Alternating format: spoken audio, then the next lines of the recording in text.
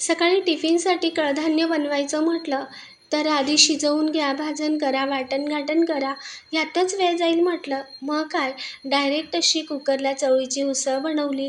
घरच्याच कमीत कमी साहित्यात आणि मऊसूत अशी घडी न करता चपाती, तरीही आतपर्यंत लुसलुशीत. नमस्कार मंडळी, श्रीदेवी किचन प्रतिभाज रेसिपीमध्ये खूप खूप स्वागत आहे. तर आज आपण इथे कमीत कमी मसाल्यात गॅसचीही बचत होईल, वेळही वाचेल. चला तर मग सुरुवात करूया.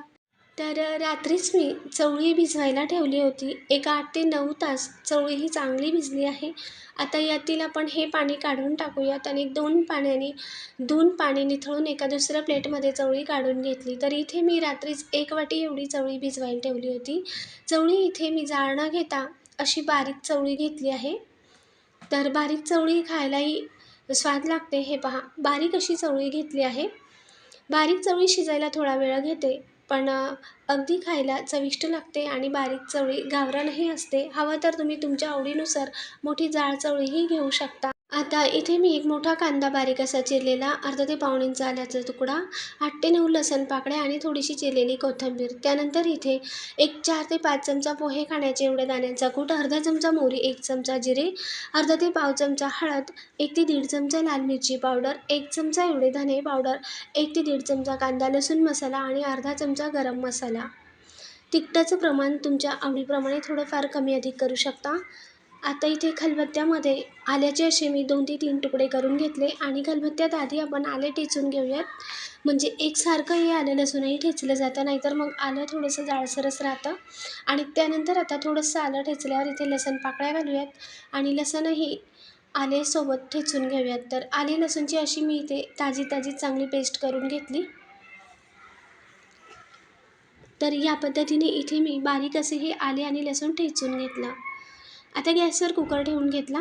यात घालूया तेल. तेल गरम झाल्यावर मोहरी घालूयात. मोहरी चांगली फुटू द्यायची. मोहरी चांगली फुटायला लागली की त्यानंतर घालूयात जिरे. जिरेही चांगले फुलले, चांगले तळतळले जिरे की आता यात आले लसूण पेस्ट घालूयात. ठेचलेले अशी ताजे आले लसणाची चव आणि सुगंधही छान येतो. आले आणि लसूण चांगलं लालसर झाल्यावर आता यात घालूया आपण चिरलेला कांदा आणि कांदा 1-2 मिनटं चांगला परतवून घेऊयात. कांदा गुलाबी रंगावर चांगला परतला, थोडासा मऊ होत आला की त्यानंतर आता यात घालूया आपण पावडर मसाले. हळद घालूयात, त्यानंतर घालूयात लाल मिरची पावडर, सोबतच धने पावडर, त्याचबरोबर कांदा लसूण मसाला आणि गरम मसाला. तुम्ही इथे कढीपत्त्याची पानंही घालू शकता. माझ्याकडे संपली होती. आवडत असेल तर टोमॅटोही घालू शकता. आता हे सर्व पावडर मसाल्यांमध्ये थोडंसं पाणी घालून अगदी चांगले मसाले आपण शिजवून घेऊयात. असं थोडंसं पाणी घातलं की मसालेही मग करपत नाही. चांगले तेल सुटेपर्यंत चांगलं असं परतवून घेतलं. तर हे पहा, अगदी तेल असं वेगळं होतंय तोपर्यंत मसालेही चांगले परतले गेले आहेत. आणि यात घालूया आता फोडणीतच थोडीशी चिरलेली कोथिंबीर. पुन्हा एकदा हे मिक्स करून घेऊयात. गॅस मंद ते मध्यम आचेवर हे मसाले चांगले परतल्यानंतर आता यात भिजवलेली चवळी घालूयात. चवळीवरच अगदी थोडंसं मीठ घालूयात किंवा आत्ताच चवीनुसार मीठही घालू शकता. मी इथे चवीच्या अर्धं मीठ आत्ता घातलं आहे, म्हणजे आतपर्यंत चवळीच्याही मीठ मुरेल. आणि पुन्हा एकदा मसाल्यामध्ये चांगलं हे परतवून घेतलं. सगळा मसाला चवळीला चांगला लागला पाहिजे तोपर्यंत असं 2 मिनटं चांगलं परतवून घेतलं. सगळं हे चांगलं मिक्स झालं की त्यानंतर आता यात गरम पाणी घालूयात. तर इथे मी 1 वाटी चवळी घेतली होती, यासाठी इथे मी 1-2 ग्लास एवढं हे गरम पाणी घातलं. वाटीच्या प्रमाणात म्हणाल तर एक 3.5 वाटी एवढं मी गरम पाणी घातलं. कुकरच्या शिट्या थोड्या उशिराने होतात, म्हणून जर कुकरच्या शिट्या लवकर होत असणार तर तुम्ही इथे रस्सा ठेवत असणार तर 4.5 वाटी एवढं पाणी ठेवू शकता. चवळी थोडीशी रसरशीत किंवा रस्सेदार अशी बनवणार असाल तर 4.5 ते 5 वाटी पाणी पुरेसं होतं. त्यानंतर इथे आपण उकळी आल्यावर मीठ कमी वाटत होतं, मी त्या चवीनुसार मीठ घातलं. त्यानंतर दाण्यांचा कूट, वरून थोडीशी कोथिंबीर आणि एकदा खळखळ उकळी आल्यानंतर गॅस पुन्हा आता मध्यम आचेवर करून झाकण लावून घेतलं. तर एक नवशिक्यांसाठी छोटीशी टीप, कुकरचं झाकण लावल्यानंतर मग नंतरच शिटी लावायची, म्हणजे कुकरही लवकर मग खराब होत नाही. आधी झाकण लावून घ्यायचे आणि त्यानंतर मग शिटी लावायची. आता मध्यम आचेवर आपली चवळीची उसळ किंवा भाजी शिजते तोपर्यंत इथे मी चपाती लाटून घेते. तर इथे मी घडीची चपाती न करता अशीच तेल भरून मोदकासारखी ही चपाती करतोय. तरीसुद्धा लुसलुशीत होते आतपर्यंत. तर अशी थोडंसं लाटून घेतलं, त्यानंतर तेल लावलं, वरून थोडंसं पीठ भुरभुरलं आणि आता जसं आपण मोदकाला घडी करतो तशीच याची अशी बोटाने घड्या करायच्या. हे पहा, या पद्धतीने सगळं असं मोदकासारखं गोळा करून घ्यायचं आणि ही कणिक इथेच दाबून द्यायची आणि गोलसर असं हे बनवून घ्यायचं आणि त्यानंतर आता पिठी लावून चपाती एकसारखी हलक्या हाताने लाटून घेऊयात. चपाती लाटताना अगदी जोर द्यायचा नाही, तर अगदी हलक्या हाताने पुरणपोळीसारखी ही चपाती लाटायची.